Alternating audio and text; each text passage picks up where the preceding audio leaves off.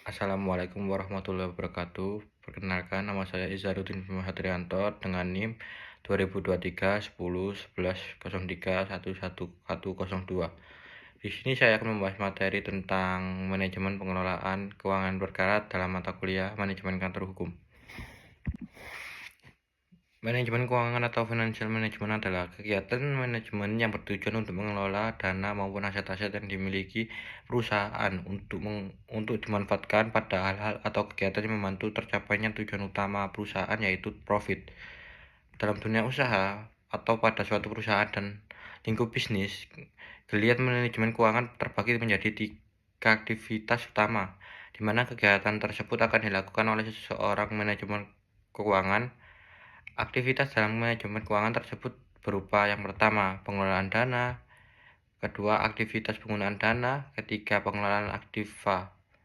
Ketiga hal tersebut berhubungan dengan kondisi keuangan dari sebuah perusahaan, termasuk di dalamnya perusahaan yang bergerak dalam pemberian jasa hukum.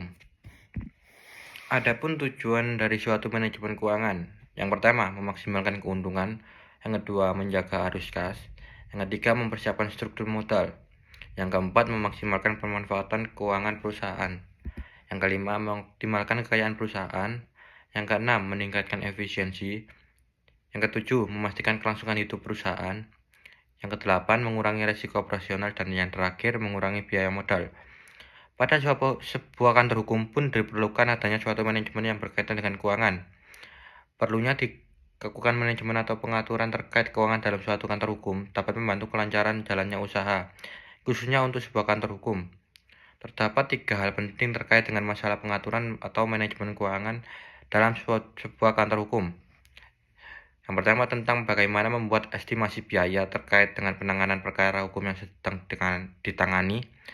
Yang kedua, kapan seharusnya laporan maupun estimasi biaya tersebut seharusnya dibuat, untuk kemudian diajukan kepada pihak klien untuk ditagih. Mengenai estimasi biaya yang akan dibebankan oleh seorang advokat kepada pihak klien terkait dengan perkara yang akan ditangani harus didasarkan dengan beberapa hal, yaitu: yang pertama, lamanya proses penanganan suatu perkara; yang kedua, berapa banyak pihak atau tim yang terlibat dalam penanganan perkara tersebut; yang ketiga, berapa jumlah panjar perkara untuk kasus yang akan dihadapi; yang keempat, biaya gelar perkara; yang kelima, biaya dokumen-dokumen hukum yang diperlukan dalam suatu penanganan perkara; yang keenam, biaya yang diambil untuk investasi kantor; yang ketujuh, biaya fee advokat; yang kedelapan, biaya untuk proses investigasi. Apabila dalam penanganan perkara tersebut dilakukan investigasi untuk memperoleh data-data serta bukti-bukti tambahan terkait kasus yang tengah ditangani. Yang kesembilan, biaya operasional. Yang kesepuluh, administratif. Dalam hal-hal penanganan perkara, seorang advokat harus dapat menentukan estimasi awal. Kira-kira kasus yang sedang ditangani tersebut akan memerlukan waktu berapa lama dalam penyelesaiannya. Misalnya, untuk sidang dalam sebuah perkara perdata, kira-kira berapa kali sidang yang harus dihadiri untuk menyelesaikan suatu perkara. Biaya gelar perkara adalah biaya yang akan dikenakan oleh seorang advokat kepada pihak klien. Sebelumnya, seorang advokat bertindak dalam melakukan tugasnya. Terlebih dahulu, kasus yang tengah ditangani akan disampaikan kepada anggota tim yang lain melalui proses yang disebut dengan gelar perkara. Mengapa dalam melakukan gelar perkara tersebut seorang klien dikenakan sejumlah biaya?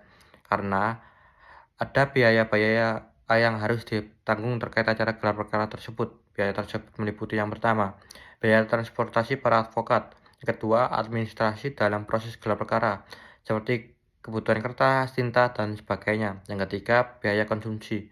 Hal ini dikarenakan dalam proses gelar perkara biasanya memerlukan waktu yang lama, sebab dalam gelar perkara tersebut di dalamnya pasti akan terjadi pertukaran pendapat terkait kasus yang ada. Biaya fee pengacara adalah biaya yang ditentukan oleh sebuah kantor hukum yang akan dikenakan oleh pihak klien dan kemudian diberikan kepada pengacara yang telah terlibat dalam penanganan perkara tersebut. Untuk pembagian fee advokat ini kebijakannya dikembalikan sekali lagi kepada masing-masing kantor hukum.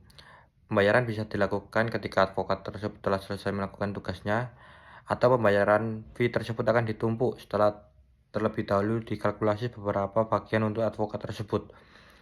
Pembayaran dapat dilakukan di awal ketika sebuah kantor hukum telah menerima pembayaran, ataukah dilakukan di akhir ketika seluruh proses penanganan perkara telah rampung.